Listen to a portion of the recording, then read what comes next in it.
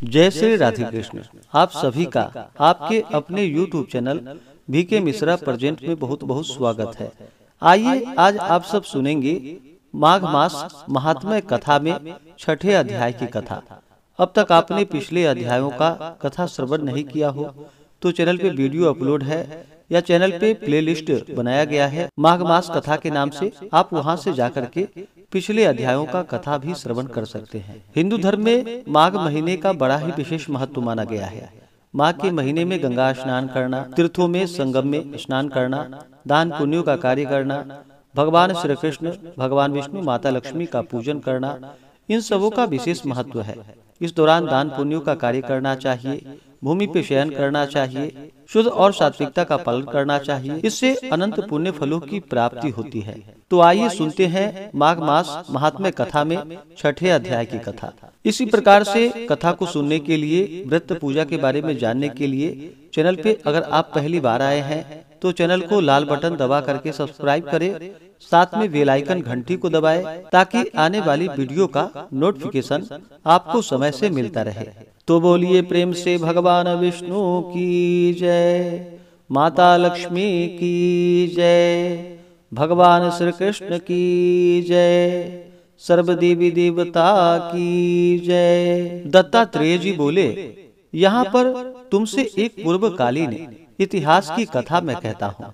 हे राजन, पहले सतयुग में नैषद नगर में कुबेर के सदृश धनी हेमकुंडल नामक एक वैश्य था, जो कुलीन, सत्क्रिया वाला, देवता, ब्राह्मण और अग्नि का पूजन करने वाला था। वह खेती तथा विशेष करके क्रय विक्रय का व्यापार करता था और गाय, घोड़ा, भैंस आदि पशुओं के पालन में तत्पर रहता था।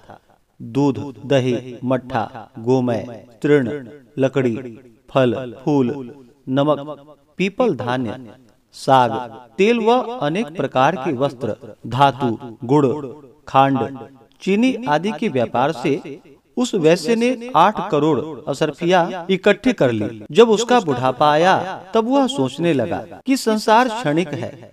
उस धन के छठे भाग से उसने धर्म के काम किए। विष्णु भगवान का मंदिर, शिवालय, समुद्र जैसा बड़ा तालाब, बावली और सरोवर खुदवाया। बेर, पीपल, आम, कंकोल, जामुन, नीम आदि के बाग तथा पुष्प वाटिका प्रेम से लगवाया।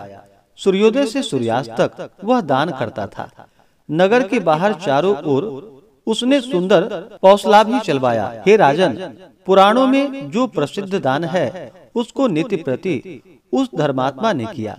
तदंतर अपने पापों का प्रायश्चित कर वह देवता तथा अतिथि पूजन में लगा रहता था।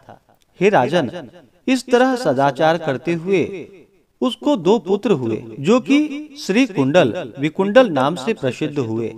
तत्पश्चात वह वैश्य लड़कों के ऊपर गृहस्थी का भार छोड़कर स्वयं तपस्या करने के लिए वन में चला गया और गोविंद की तपस्या में अपने शरीर को दुख देता हुआ अंत में विष्णु लोक को प्राप्त हुआ, जहाँ जीव शोक रहित हो जाता है।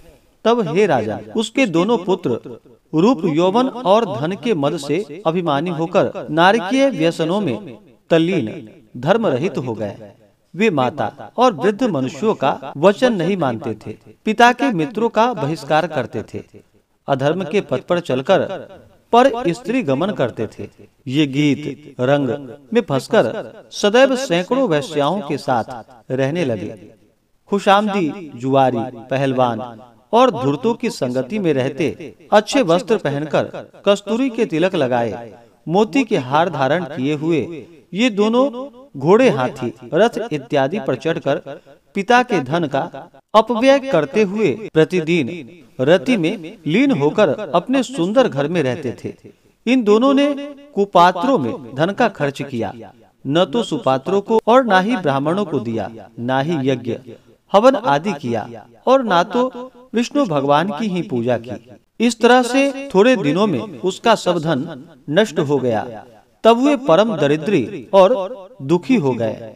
भूख प्यास से दुखी होकर शोक में पड़ गए। तब उनके पास कोई भोजन का साधन भी नहीं रहा। उनके संबंधी बंधुजन, सेवक, उपजीवी इत्यादि सभी धन की कमी से इनको छोड़कर चले गए और नगर में इनकी बुराई होने लगी।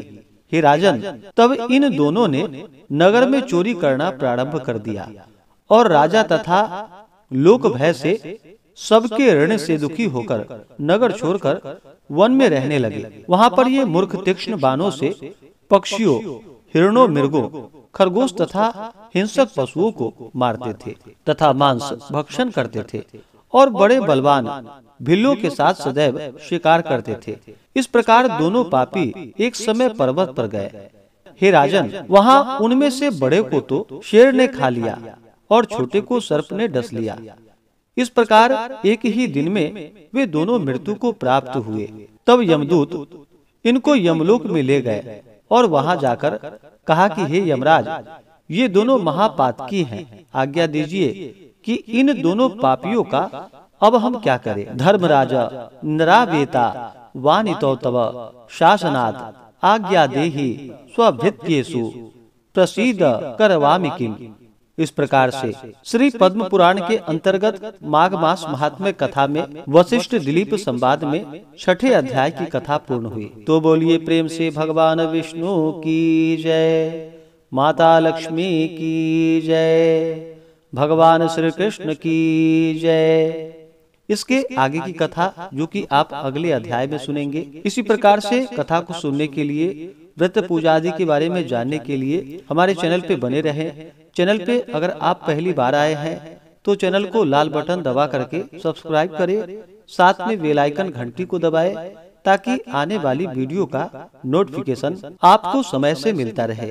वीडियो को लाइक करें, शेयर करें। भगवान विष्णु का कृपा आप सभी भक्तों पर सदा बना रहे, सभी सदा स्वस्थ रहें, सदा खुशहाल रहें। जय श्री राधे कृष्ण। धन्यवाद।